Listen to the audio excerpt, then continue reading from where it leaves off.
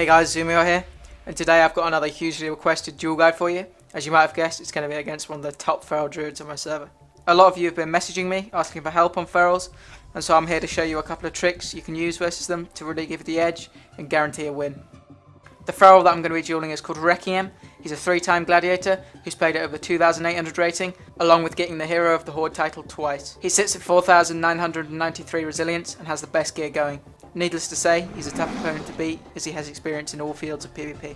Now firstly, it's completely understandable that you guys are having trouble versus ferals. The main reason for this is that you definitely have to play well in order to win. Your kiting has to be top notch, and the timing of abilities such as Master's Call, Disengage and Traps has to be pretty sublime.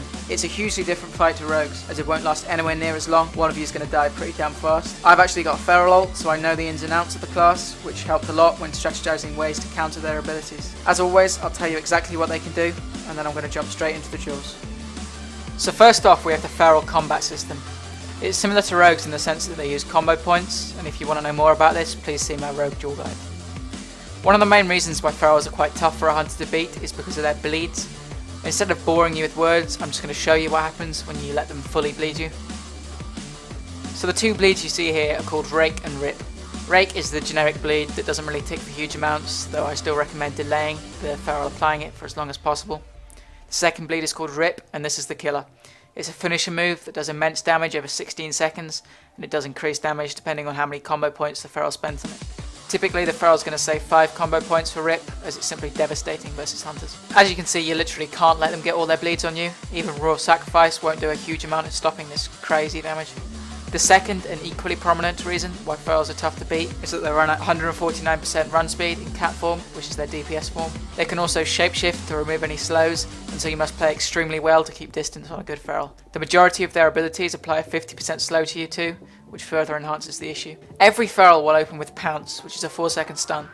Now 4 seconds is enough time for them to get 5 combo points and apply all dots, so you must counter this opener. They can only pounce from stealth, and the fact that ferals do not have a re-stealth mechanic means that they'll only be able to get this stun off once in a fight. Pounce also applies a small dot, as you may have seen in that clip I showed previously. They've got 3 gap closing abilities. The first is called Feral Charge Cat, which is usable in cat form, and it causes the feral to leap behind you. The second is called Feral Charge Bear, and it's similar to a warrior's charge, apart from the fact that it procs a 4-second root rather than a stun. These feral charges share a 15-second cooldown. The third and less reliable gap closer is called Skull Bash. The feral basically just charges towards you. It's a short range interrupt, so you can easily outrange it. If they've expended all of their gap closers, they may choose to use one of 2 speed increases that they have. Both speed increases break any snares, and so they'll usually save them for entrapment procs. The first is called Dash, and it causes the feral to move at 195% movement speed for 15 seconds, which is basically mounted speed. The second is called Stampeding Roar, which can be cast in both cat and bear form, and it causes the druid to move at 184% movement speed for 8 seconds. But it does cost 30 energy, and so I'll always use Dash first. The feral's direct damage abilities are called Mangle and Shred. Mangle does less damage than Shred, but it puts a debuff on you that causes you to take 30% more bleed damage. Shred is a backstab style spell that deals significant damage that is increased by the Mangle debuff. It's important to note that the ferals gain 2 combo points every time they crit with one of these abilities, and so Royal Sacrifice is quite important here. They've also got a direct damage finisher move called Ferocious Bite that can hit extremely hard. Additionally, they've got a stun finisher move that deals direct damage and stuns you based on the amount of combo points they spent on it, totaling in a 5-second maximum stun. Pretty much every time the feral uses the finisher move, he's going to get a buff called Predator Swiftness that allows him to instant cast a nature spell for free. They can choose to heal with regrowth, Cyclone you, which is a 6-second CC, or Root you for 8 seconds, which usually breaks on dot damage. Cyclone is the most irritating spell of these 3, as they'll typically use it and then apply hops on themselves. I like to save my trinket for Cyclones, though they can easily be outranged. Finally, ferals have an extensive array of defensive abilities. Firstly, they've got Bark Skin, which reduces damage taken by 20% for 10 seconds, and they usually glyph this, which also reduces their chance to be crit by 25% when it's active.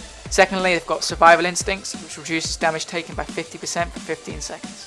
Thirdly, they've got a pretty overpowered defensive ability called Frenzied Regen that's only usable in bear form. It turns rage into health and can heal them back to full if you feed them rage. However, if they switch forms, this effect is cancelled. I've actually worked out a pretty nice counter to this ability, which I'm going to show you in a bit. It's also important to note that they take significantly less damage when in bear form and get absorb shields from any critical strike they dish out. They've also got access to a 5-second stun called Bash. So enough talk, I'm going to go into the duels and show you exactly how I counter these abilities. I just need to explain a few things before I start the duel. Firstly, you need to make macros to pet switch between a monkey and a spider. Have your monkey out first and stand on a trap and a flare. The feral will always open on you, as you'll see, and he will get trapped. If he doesn't trinket, it's a free win, as you won't be slowed and you can go to max range and easily kite. But if he's got a brain, he is going to trinket, and you have to use Roar of Sacrifice and monkey stun him instantly to stop him applying bleeds. Pounce will end halfway through the monkey stun. So here we go. Like I said, he opens on me, gets the trap, trinkets, and I instantly monkey stun and pop Roar of Sacrifice. Note that he's not managed to apply a rake, which is just a huge bonus to me. As soon as Pounce ends, I start limping away and drop a snake trap to proc entrapment, which will hopefully force either dash or stampeding roar. I shoot him out of the monkey stun and dispel nature's grasp. Sure enough, he dashes, so I disengage before he can apply the 5-point rip. My priority now is to keep him off me, as if he does get near me, I've probably lost. So I pump some damage into him, and then deterrence as soon as he gets into range. Dismiss my monkey and bring out my spider, which refreshes the cooldown on Roar of Sacrifice and gives me a 4-second route for him, which he will not be able to get out of unless he wastes focus on stampeding roar. The slow drops off and I root him so he cannot bleed me, but he also dispel the heal that he casted himself.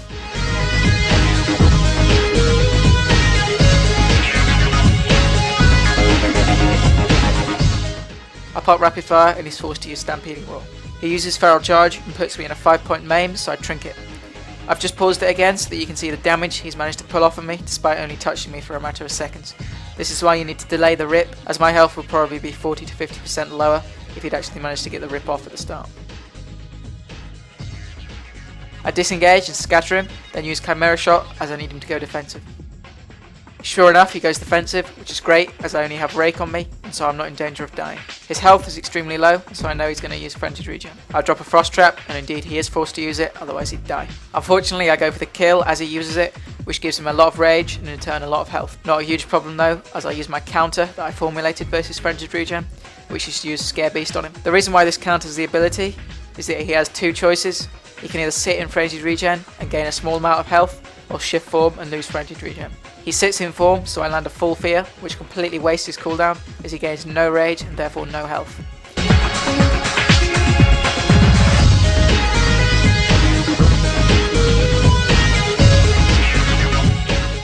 After the fear ends, he goes to travel form to get some healing off, as he knows he's lost otherwise.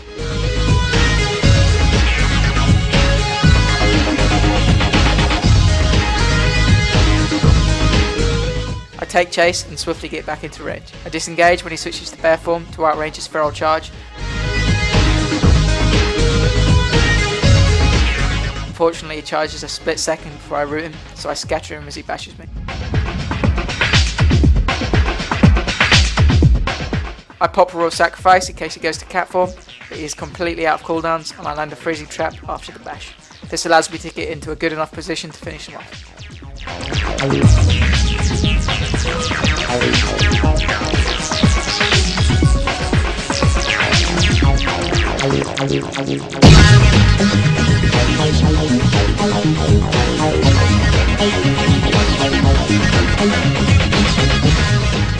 So I hope that showed you generally how to beat a feral. Now I'll just show you some more duels that I had.